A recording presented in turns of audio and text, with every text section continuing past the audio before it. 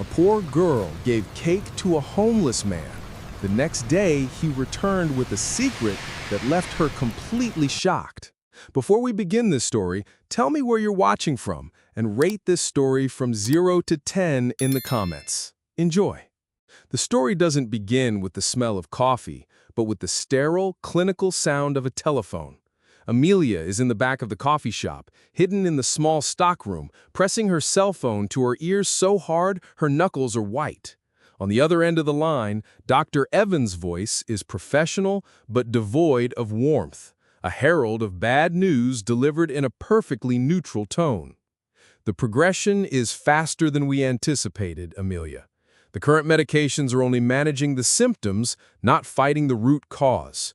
We're talking about months, maybe less, if we don't change our approach. The air leaves Amelia's lungs in a painful hiss. She leans against a shelf of coffee syrups, the cloying scent of hazelnut invading her senses. Change our approach? What kind of approach? There's an experimental treatment. The technical name is complicated, but it's a gene therapy that has shown remarkable results in clinical trials. The problem, Amelia, he pauses, a hesitation that sounds like a death sentence, is the cost. It's not covered by any insurance plan. We're talking about figures in the hundreds of thousands of dollars. Hundreds of thousands of dollars? The phrase echoes in Amelia's mind, absurd and violent. She glances at the tip jar on the counter, where coins and a few dollar bills rest. It was like trying to put out a forest fire with a glass of water. "I understand," she whispers, her throat tight. "Thank you, doctor." She hangs up but remains motionless, the hum of the refrigerator filling the silence. Despair is a physical thing, a cold claw clenching her chest. She has to go back to work. She has to smile, take orders, serve lattes with heart-shaped designs in the foam. She takes a deep breath, puts her "everything is fine" mask back on, and walks out of the stockroom. The contrast between her internal agony and the noisy normality of the coffee shop is dizzying. That's when she sees him for the first time, standing across the street under the pouring rain that had begun to fall. He isn't just a homeless man seeking shelter. There's a strange stillness about him, a quiet that sets him apart from the rushing crowd. People cross the street, casting looks of contempt or fear. He doesn't seem to notice. His eyes are fixed on the coffee shop window, specifically on the 3-layered chocolate cake, a confectionery masterpiece Amelia had helped decorate that morning. He stands there for over an hour, motionless, soaked, a ghost in the middle of the afternoon. Amelia watches him as she works, a disturbing distraction from her own dark thoughts. There's something in his gaze she recognizes.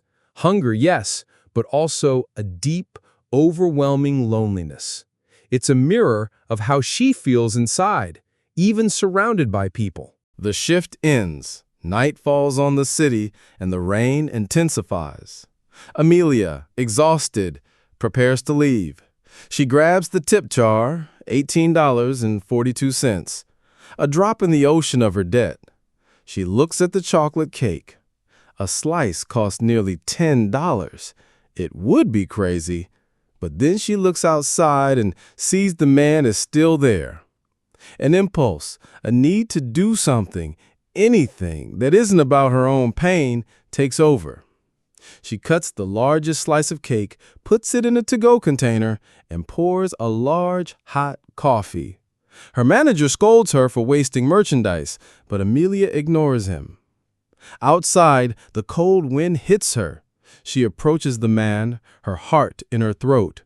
He flinches violently, his eyes wide with fear, like a cornered animal expecting a blow. "Hey, it's okay," she says, her voice soft. "I'm not going to hurt you." She holds out the offering. "I saw you looking. No one should go hungry, especially on a day like this." He looks at the cake, then at her, and a complex, unreadable emotion crosses his face. His hands, trembling and grimy, reach out to take the gift. When his fingers brush against hers, she feels the coldness of his skin, a chill that seems to come from deep within. Thank you, he mutters, his voice hoarse, broken. Stay strong, she says, the words feeling inadequate, but they're all she has. She turns and begins to walk away, plunging back into her own storm. Julian, though she doesn't know his name, watches her go. The warmth of the coffee begins to seep into his frozen hands. He looks at her face, illuminated by a street light, and sees the weight of the world on her shoulders. He, who had the power to buy entire city blocks, had felt powerless. But she, who had almost nothing, had given him all she could in that moment.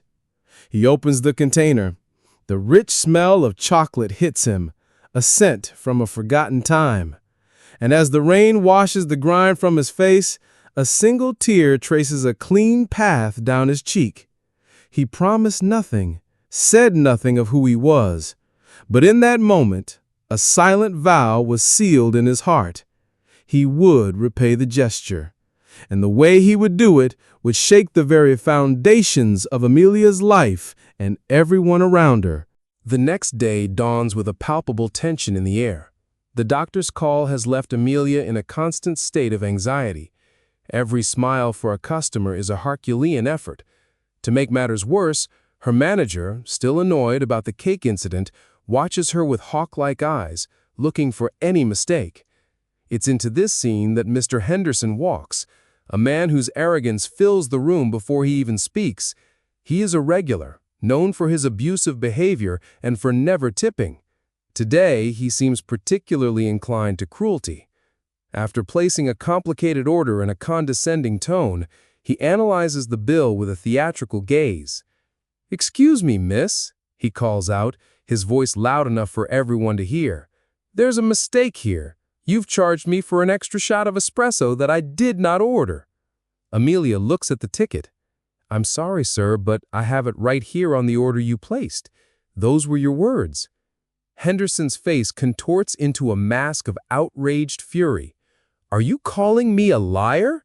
An insignificant waitress is questioning my word?" He throws the bill on the counter. "I'm not paying for it, and I want to speak to your manager about your insolence." The manager, a man named David, approaches, already sweating. He looks at Henderson, a wealthy customer he doesn't want to lose, and then at Amelia. The choice is obvious for him. "Amelia, just apologize and remove the charge." "But he ordered it," she insists, her voice low but firm. The injustice of the situation infuriates her. This is what Henderson wanted.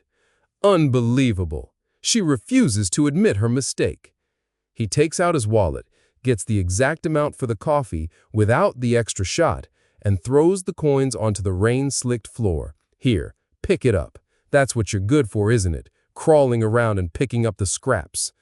The silence in the coffee shop is absolute and deafening. Customers look at the floor, at their coffees, anywhere but at the humiliating scene.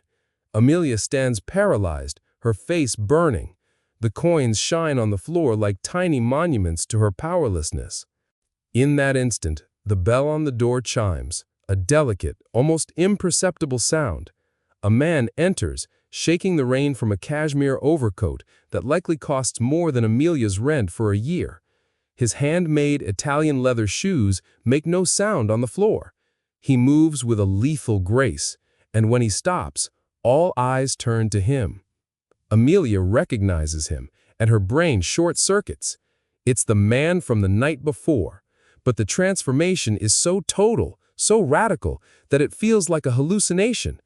The face is the same, but the aura of power emanating from him is overwhelming.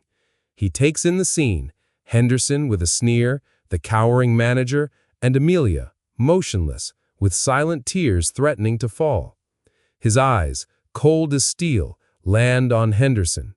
He doesn't reveal names or connections.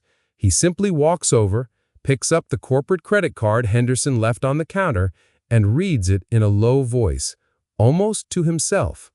"Sterling North. Interesting." He raises his gaze, and the intensity in his eyes make Henderson take a step back. "A piece of advice," Julian says, his voice calm but vibrating with a contained threat. In this world, the people at the top didn't get there by stepping on those at the bottom. They got there by recognizing that decency is the most valuable currency, a lesson you seem to have forgotten. Henderson, intimidated by the presence, the impeccable suit, and the unshakable confidence, doesn't know who he is, but he knows he's someone important, someone dangerous. "And who the hell are you?" he stammers. Julian smiles, a thin, humorless smile. Just a customer who appreciates good service and detests bullies. He turns to Amelia, completely ignoring Henderson's existence.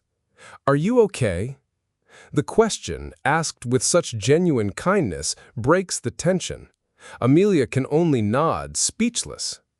"Good," Julian says. He then turns to the manager. "Make sure this doesn't happen again." It isn't a request, it's an order. He takes a wallet from his pocket, pulls out a $100 bill, and places it in Amelia's tip jar. The gesture is deliberate, an act of validation in front of everyone who witnessed her humiliation. Finally, he turns back to her. He takes out not a business card, but a small pen and a piece of paper from a notepad. He jots something down and slides it to her. "In case you need anything. Anything at all." And with that, he turns and leaves, leaving behind a coffee shop in a state of shock and a young woman holding a piece of paper with a name, Julian, and a phone number. Who was this man who could destroy an executive with a look and, at the same time, act with such compassion? Amelia held the paper that was the key to a mystery she wasn't sure she was ready to solve, a mystery that promised as much comfort as it did chaos. The days that followed were a blur of anxiety for Amelia. The piece of paper with the name Julian and his number seemed to burn a hole in her pocket. She took it out dozens of times a day, her fingers tracing the strong, decisive handwriting. Who was he? A rich lawyer? A businessman? A mobster? Her imagination ran wild, painting scenarios that ranged from the romantic to the terrifying. Her coworker and only friend, Maria, was the personification of her internal conflict. "You have to call him," Maria said, as they wiped down cables after closing. "A handsome, rich, mysterious man defends you from a jerk and gives you his number? This is the beginning of a movie, Amelia. You're living the dream." "Or the beginning of a nightmare," Maria countered, her voice full of apprehension. "We know nothing about him. What if he's dangerous? People like him don't just show up in the lives of people like us without a reason." "You were the reason," Maria insisted. "You were kind to him. Maybe he's just a nice guy who was touched by your gesture." But Amelia knew it was more complicated than that. The authority he wielded didn't just come from being a nice guy. That night, her mother had a coughing fit that left her breathless. Raw, cold fear gripped Amelia. Looking at her mother's pale, sleeping face, feeling the crushing weight of her own helplessness, she made a decision. Not to ask for help, but to say thank you. On impulse, she grabbed her phone and sent a simple text message. "This is Amelia, from the coffee shop. I just wanted to thank you again for what you did. It meant a lot to me." She didn't expect a reply, but less than a minute later her phone buzzed. "I'm glad to know you're okay, and I still owe you a proper thank you. How about dinner tomorrow?" Amelia's heart leapt. Against her better judgment, against all the alarms going off in her head, she typed, "I'd love that." The date was a surreal experience. Julian took her to an Italian restaurant, tucked away on a cobblestone street, a place that didn't scream wealth, but whispered exclusivity. The food was divine, the wine perfect, but the focus of the night was the conversation. Julian was an extraordinary listener. He asked questions about Amelia's passion for illustration, about the stories her mother told her as a child, about her simplest dreams. She found herself telling him things she had never told anyone, feeling, for the first time in a long time, completely seen. When she tried to turn the tables, however, she was met with a charming, impenetrable wall. "What about you, Julian? What do you do?" she asked. He smiled over his wine glass. "I solve problems. It's a polite way of saying I deal with other people's messes." The answer was so vague it could mean anything. In the middle of dinner, his phone rang. He apologized and answered it. The transformation was instantaneous. The kind, attentive man across from her vanished, replaced by someone cold and calculating. "No," he said in a low voice. "Don't take the offer. Their position is weak. Liquidate the assets in Tokyo before the European market opens, and call me when it's done." He hung up, and the warm smile returned, as if nothing had happened. Where were we? Amelia was stunned. Assets? Markets? What kind of problem solver was he? The pattern repeated itself on their subsequent dates. He took her to incredible places, a private viewing at an art gallery where the curator greeted them by name, a jazz concert at a secret club in the back of a barbershop. He seemed to have access to an invisible world that existed just beneath the city's surface. One day, he showed up at the coffee shop near the end of her shift. "I came to pick you up to meet someone," he said. Panic seized her, but he reassured her. He took her home. Her mother, Sarah, was awake and feeling a bit better. Julian had brought a bouquet of her favorite flowers, peonies, which were rare and expensive that time of year. He sat and talked with Sarah for over an hour, not with the condescension of someone visiting the sick, but with the genuine respect of someone speaking to an equal. He listened to her talk about her youth, about the husband she had lost, about her love for gardening. After he left, Amelia's mother looked at her with wise, tired eyes. "He's a good man, honey. You can see the kindness in his eyes." She paused, adjusting her blanket. "But there's a great sadness there, too. And he's keeping a secret the size of the world. A man that guarded has either been hurt badly in the past, or he has a kingdom to protect." Her mother's words echoed in Amelia's mind.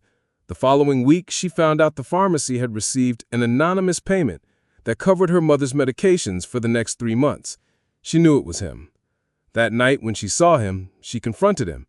"It was you, wasn't it? My mother's medicine?" Julian looked at her, his face impassive.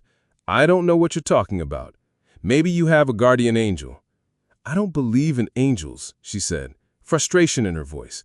"I believe in the man standing in front of me who refuses to tell me who he is. Why, Julian? What are you so afraid of?" He took a step closer, his gaze intense. "Maybe I'm not afraid for myself, Amelia. Maybe I'm afraid for you." The veiled confession left her breathless. She was living a dream, but every day the feeling that the ground beneath her feet was an illusion grew stronger. Who was Julian? A guardian angel, or the keeper of a secret that, if revealed, could break her heart into 1,000 pieces? The truth she was about to discover was far more dangerous than the lie, because in a city of wolves, a lion's kindness could attract the attention of all the jackals, and the hunt was about to begin. Amelia and Julian's relationship deepened at a pace that was both comforting and terrifying. They built their own little world, made of after-hours museum visits, dinners at restaurants that weren't on any tourist map, and long talks on the sofa of Amelia's tiny apartment, with her mother occasionally joining in with a knowing smile. Julian never mentioned the medicine again, and Amelia never asked again. It was a silent pact, a convenient lie that allowed their happiness to blossom on a foundation of mystery. But the real world has a cruel way of invading sanctuaries. It was on a dreary Tuesday. The coffee shop was nearly empty. Maria was wiping down the counter, distractedly scrolling on her phone. Suddenly she gasped, "Amelia, you need to see this." There was a strange tone in her voice, a mixture of awe and dread. Amelia walked over, drying her hands on her apron. Maria turned the phone toward her. It was a page from a celebrity gossip blog. The photo was grainy, clearly taken from a distance with a powerful lens. But it was them, unmistakably, Julian and her, laughing as they walked through the park the previous weekend, an ice cream cone in her hand. The image was innocent, sweet. The headline, however, was a bombshell. Reclusive billionaire Julian Davenport finally tamed, mystery woman's identity revealed. Amelia felt the floor disappear from under her. The words danced before her eyes, making no sense. Billionaire, Julian Davenport. The name echoed in her mind, connecting to snippets of conversations she'd overheard, to business articles she'd glimpsed on newsstands. The man who was considered the most powerful and invisible entrepreneur of his generation. The heir to the Davenport empire. "It can't be," she whispered, but she already knew it was true. Everything clicked into place with a nauseating clarity. The authority in his voice, the calls about assets and markets, the access to exclusive places, the anonymous payment for her mother's medicine. He wasn't a lawyer or a successful businessman. He was a king in his own kingdom, a realm she didn't even know existed. The pain that hit her was unlike anything she had ever felt. It wasn't the pain of poverty or worry. It was the sharp, cutting pain of betrayal. She wasn't his partner. She was his secret, his little charity project, the waitress who made him feel real for a while. The humiliation suffocated her. That night, when Julian picked her up, he felt the change in her immediately. She was silent, distant. He took her to a new place, one he was excited to show her. It was a private rooftop terrace atop one of the tallest buildings in the city, with a secret garden and a breathtaking view. "I wanted to show you my favorite place in the city," he said, smiling, "where I come to think." Amelia didn't look at the view. She looked at him, her eyes filled with a pain that made him flinch. Without a word, she took her phone out of her pocket and showed him the article. "Is this you?" she asked, her voice barely a whisper. "Is this why you wouldn't tell me?" Julian's smile vanished. He looked at the screen, and for the first time, Amelia saw him look utterly defeated. He didn't try to deny it. He just sighed, a heavy, tired sound. "Yes, that's me." He led her inside what appeared to be a spectacular apartment, a place she had never seen. The space was vast, with floor-to-ceiling windows that showed the city glittering below like a carpet of diamonds. The art on the walls looked like it belonged in a museum. It was his world, cold, perfect, unattainable. "Amelia, please, let me explain." "Explain what, Julian?" she exploded, the pain finally turning to anger. "Explain that you were lying to me the whole time? That you let me believe we were similar? I told you about my debts, my fear of not being able to afford my mother's medicine, while you could buy the entire hospital with the change in your pocket." "It wasn't about the money. It was never about the money," he said, his voice filled with urgency, taking a step toward her. "It was about the truth." "The truth? You don't know the first thing about the truth," she yelled.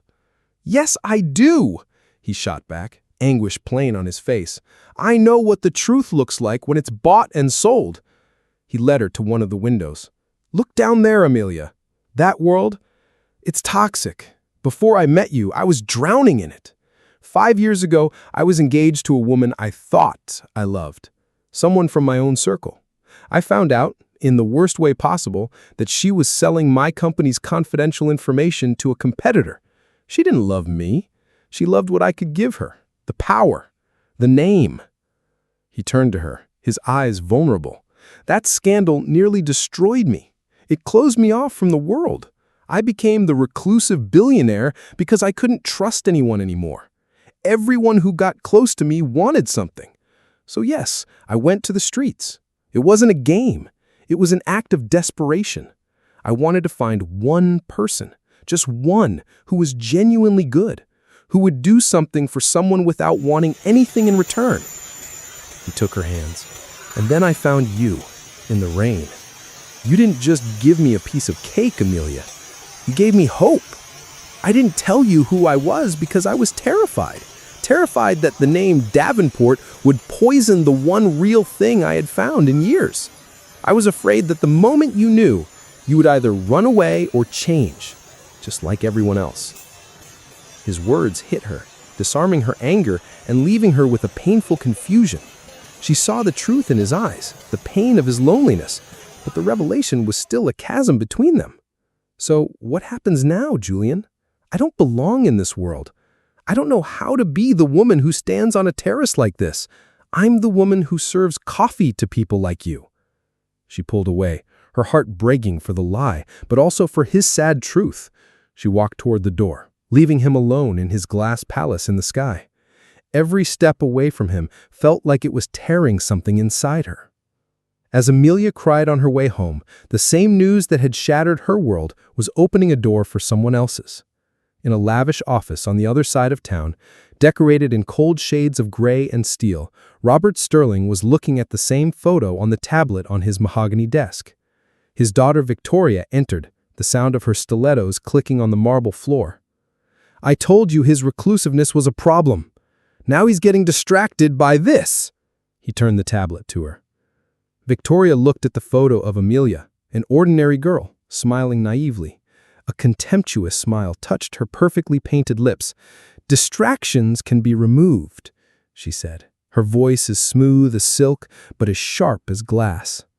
A waitress. How predictable of him. So desperate for something real. She took the tablet. "Don't worry, Daddy. I'll welcome this little girl to our world, and I will remind her and him exactly where he belongs." Her eyes glittered with a cold, calculated determination. The hunt had been declared, and Amelia, unknowingly, was the prey. Amelia's life, after the revelation, became a limbo of uncertainty. She distanced herself from Julian, answering his messages with vague excuses, her heart heavy with a mixture of love and fear. She needed space, but the void he left was a constant echo. While she wrestled with her feelings, forces she couldn't see were already moving against her, orchestrated by a brilliant and merciless mind. Victoria's first move was one of surgical precision. She didn't show up at the coffee shop to make a scene. Her tactic was far more sophisticated. On a rainy afternoon, she walked into the daily grind. She wore a white trench coat that seemed to repel the dirt of the world, and her sunglasses, even on the gray day, were a barrier between her and the ordinariness of the place. She didn't look at the menu. She ordered a macadamia milk cortado, 185 degrees Fahrenheit, quarter shot of single-origin Ethiopian espresso. Amelia, surprised, prepared the order with the utmost care. She tasted it, her lips barely touching the cup. "Almost acceptable," she murmured, loud enough for Amelia to hear, "considering the limitations of the establishment." She then approached the counter where Amelia was cleaning. Victoria removed her sunglasses, revealing eyes that were as cold and calculating as a predator's. "You're Amelia, correct?" Her voice was soft, almost friendly. "Listen, dear, I can see you have ambition. It's a quality that can be useful. But let me give you a piece of woman-to-woman advice." She leaned in subtly. "There are certain ecosystems in life, certain fish bowls. Trying to catch a fish that's too big for your world isn't just naive, it's dangerous. You won't just fail, but in your downfall, you'll drown everyone you love. Stay in your fishbowl. It's safer for everyone." She placed a $100 bill on the counter, a payment that was in itself an insult, and left, leaving Amelia shaking not with anger, but with a deep, cold fear. It hadn't been a direct threat, but a declaration of power, a warning that Amelia's life and the lives of her loved ones were being watched. The second move was an attack on her livelihood. In the following days, a flood of negative online reviews inundated the coffee shop's pages. They all mentioned a rude and incompetent dark-haired waitress named Amelia. Then, Victoria's friends, elegant women with shrill voices, began to frequent the place. They placed impossible orders, complained about everything, and always demanded to speak with the manager about Amelia's terrible service. The manager, David, already living on a knife's edge, caved to the pressure. "Amelia, I don't know what kind of mess you've gotten yourself into, but it's bringing trouble to my business," he said, his eyes filled with panic. "The clientele is complaining. The reviews are killing us. I can't fire you because of your friend, but I'm putting you on probation. One more complaint and you're out. Understood? Amelia felt the knot in her stomach tighten. Her job, the only lifeline keeping her afloat, was about to be cut. But the cruelest blow, the most devastating, came by phone. It was the voice of a receptionist from her mother's specialist. Miss Amelia, I'm sorry to inform you that the advance payment for your mother's appointments and treatments has been reversed due to a systemic banking error. Furthermore, her next appointment had to be canceled. The next available date is in 4 months. 4 months. In 4 months, her mother could... Amelia couldn't complete the thought. Panic took over. She knew, with a certainty that chilled her to the bone, that it wasn't a mistake. It was Victoria. It was the warning becoming reality. She tried to call Julian, the number already dialed, but she stopped. Asking him for help now would be admitting defeat. It would be proving Victoria right. She was weak, unable to survive without him, an anchor in his life. Pride and fear paralyzed her. It was in this state of desperation that Julian found her. He showed up at her apartment that night, his face etched with worry. "You disappeared, Amelia. I know you're scared, but we can face this together. Don't shut me out." He held her face in his hands. "Come with me to my foundation's charity gala on Friday.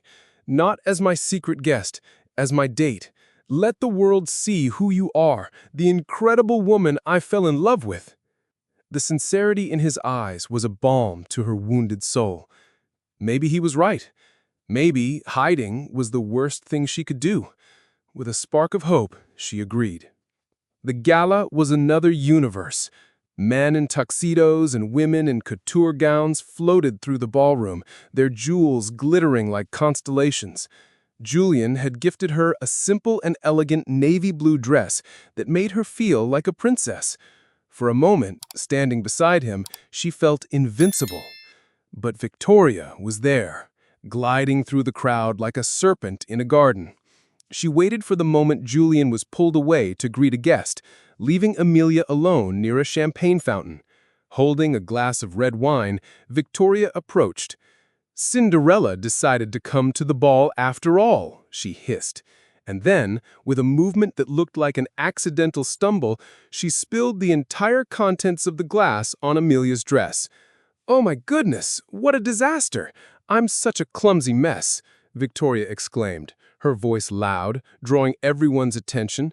The looks of contempt and muffled laughter rained down on Amelia like stones. But then Victoria leaned in, her fake smile vanishing, and whispered, her voice lethally low so only Amelia could hear, "This is your first and last warning. You are a stain on his world, and I am an expert at removing stains. Think about your mother, so fragile. It would be a shame if the banking error became permanent. Go back to your coffee counter before you get truly hurt." The direct mention of her mother broke something inside Amelia. Pure, absolute terror paralyzed her. Covering the dark stain on her dress, which looked like an open wound, she turned and ran. She ran out of the ballroom, away from the stairs, away from Julian, who was calling her name in confusion. Outside, in the cold night, the tears finally came. She was no longer running because she felt inadequate. She was running to save her mother's life. With shaking hands, she took out her phone. She found Julian's contact, looked at his picture for one last second, and pressed block. Victoria Sterling didn't just want to push her away, she wanted to destroy her. And in a serpent's war, a bird's only defense is to disappear. But Amelia, in her desperation, had underestimated the fury of a lion when the one thing he loves is torn away from him. The days following Amelia's flight from the gala were the darkest of her life. She barricaded herself in her small apartment, a refuge that now felt like a prison. The phone was a silent enemy on the table. Julian's unanswered calls and blocked messages were like ghosts, reminders of what she had sacrificed. Every creak in the hallway made her jump, fearing it was terrible news about her mother. She was utterly alone, drowning in a sea of fear she had created to protect herself. Julian, on the other side of the wall of silence, felt a frustration that quickly turned to suspicion. He knew Amelia. She was brave, resilient, and honest. Her abrupt escape and subsequent silence were not in character for the woman he had fallen in love with. Something was terribly wrong. That night at the gala, the look of pure terror on her face before she fled, it wasn't just humiliation, it was fear. Refusing to accept defeat, Julian did what he did best. He mobilized his resources. He was no longer the gentle, mysterious man. He was CEO Julian Davenport, a strategist with almost limitless power. He ordered his security team, led by a former Secret Service agent named Marcus, to retrieve all security footage from the ballroom. Hours later, in a high-tech monitoring room in his office, he watched the scene repeatedly. Victoria's stumble, the whine, and crucially, the whisper. "Zoom in and isolate the audio," he commanded. The technology was state-of-the-art. After several filters, Victoria's venomous, low words emerged from the party's noise. "Think about your mother. So fragile, it would be a shame if the banking error became permanent." In that moment, Julian's universe contracted into a single point of cold, white-hot fury. His ex-fiancée's betrayal had been painful. This was monstrous. The truth hit him with the force of a physical blow. The online reviews, her problems at work, the banking error, it was all part of an orchestrated plan. Amelia wasn't rejecting him, she was being blackmailed in the cruelest way possible. He hadn't been abandoned, she was trying to protect him, and above all, protect her mother. While Julian's rage solidified into a plan of action, Victoria decided that a quiet victory wasn't enough. She wanted annihilation. She wanted public proof of Amelia's destruction. Using her vast supply of money, she found the weakest link at the coffee shop, a young employee named Leo, drowning in gambling debt and corroded by jealousy of the special treatment Amelia seemed to receive. Victoria's offer was simple, a life-changing sum of money in exchange for a small favor. Amelia, forced by necessity, finally left her apartment and went back to work. She moved like an automaton, the light in her eyes extinguished. At the end of a grueling shift, while she was in the break room, Leo, acting under Victoria's instructions, skillfully slipped an envelope full of marked bills from the register into Amelia's purse. Minutes later, an anonymous tip was made to the manager. David, the manager, accompanied by 2 police officers, confronted Amelia in the middle of the coffee shop. "Amelia, we received a report that you've been stealing from the register." "What? That's insane," she stammered, her heart hammering against her ribs. Under the shocked gazes of the few remaining customers and her co-workers, the officers searched her bag and, to her horror, pulled out the envelope of cash. It was her lowest point. The final trap had been sprung. "You're fired," David said, emotionless. "Miss, turn around. You are under arrest for suspicion of larceny," one of the officers said, pulling out his handcuffs. "I don't think so." The voice, calm and laden with a glacial authority, cut through the air. The coffee shop door was open. Standing there was Julian. He was not alone. Flanking him were Marcus, his head of security, and a woman in a sharp suit who radiated a fierce intelligence. Julian's lawyer, Jessica, stepped forward. "Officers, my name is Jessica Albright. I advise you not to proceed with this arrest.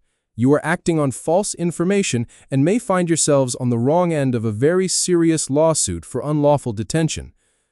Before the officers could respond, Marcus produced a tablet. "This is footage from one of our surveillance cameras, installed across the street 3 days ago." He pressed play. The 4K image was crystal clear. It showed Leo taking the money and planting it in Amelia's bag. It then showed Leo, 20 minutes earlier, getting into a black sedan down the block where a blonde woman, unmistakably Victoria Sterling, handed him an envelope. Leo's face turned white as a sheet. Cornered by the irrefutable evidence, he crumbled, confessing everything in a torrent of words. The officers, realizing the magnitude of their error, immediately turned their attention to him.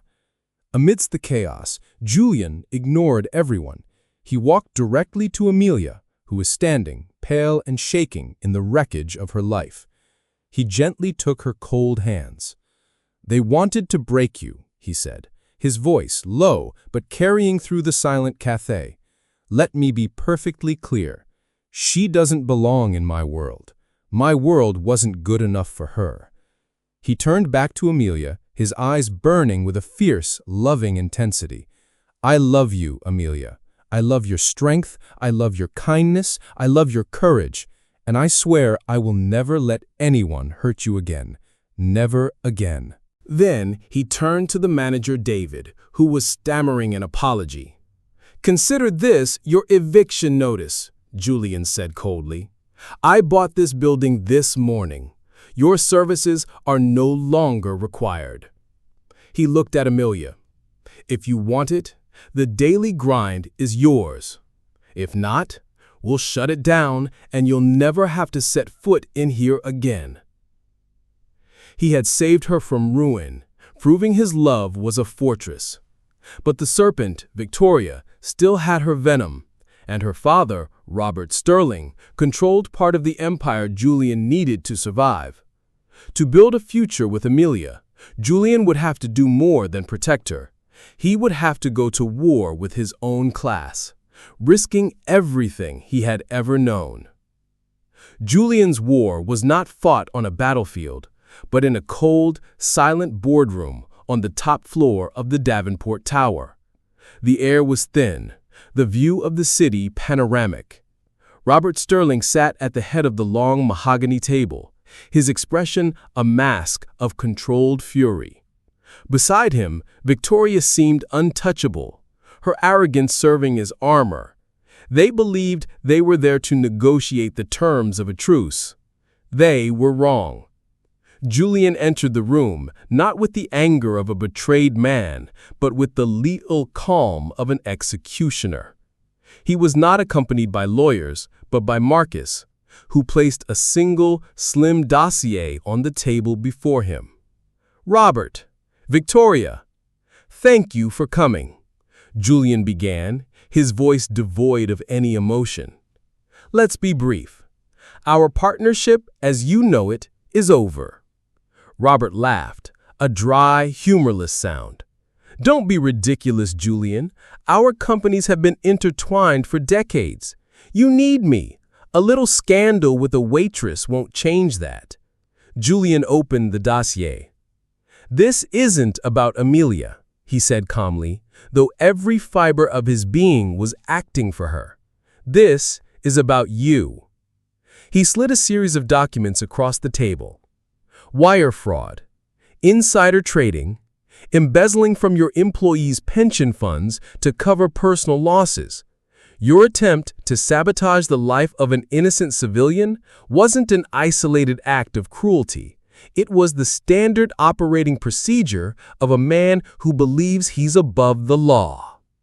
Julian's investigation, triggered by Victoria's cruelty, had unearthed years of corruption.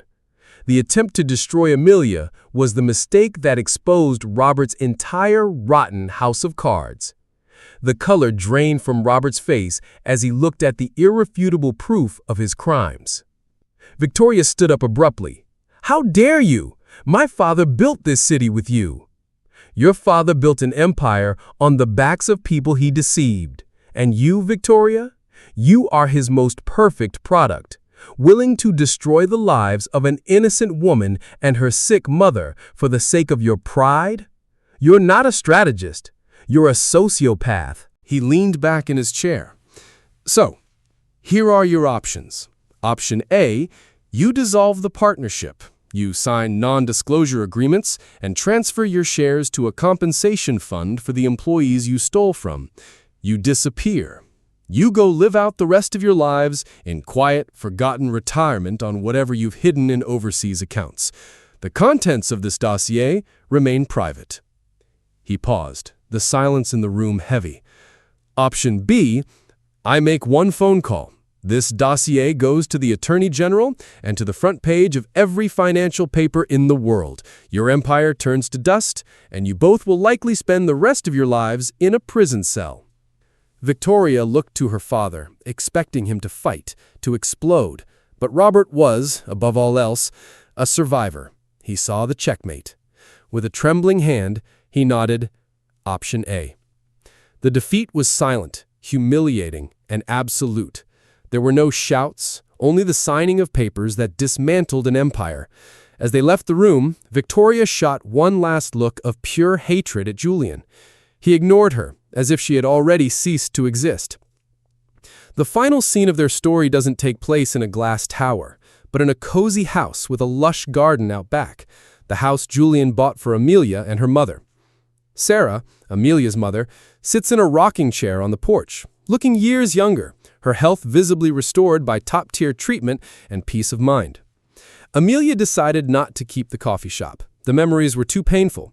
Instead, she accepted an angel investment from Julian and converted the house's garage into a sunlit art studio. The walls are covered in vibrant sketches and watercolors for a children's book she is creating. Julian is beside her, watching her draw on a professional tablet he gave her. There are no more secrets between them, only a deep understanding and an easy comfort. "I'm sorry, Amelia," he says softly, guilt still a shadow in his eyes. "I'm sorry I dragged you into the darkness of my world." Amelia stops drawing and turns to him. She touches his face with her hand. "You didn't drag me into darkness, Julian.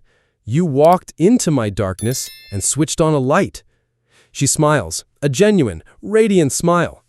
"I'm not the scared waitress anymore, and you're not the lonely billionaire. We're just us, and that's all that matters."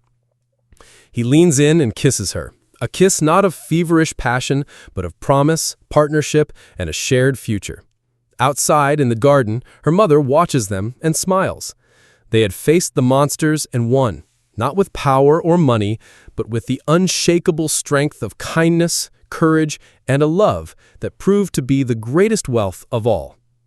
The incredible journey of Amelia and Julian teaches us that true strength doesn't lie in avoiding life's storms, but in having someone to hold your hand through them. What part of their story moved you the most? Leave your opinion in the comments, and don't forget to subscribe for more stories of love and perseverance like this one.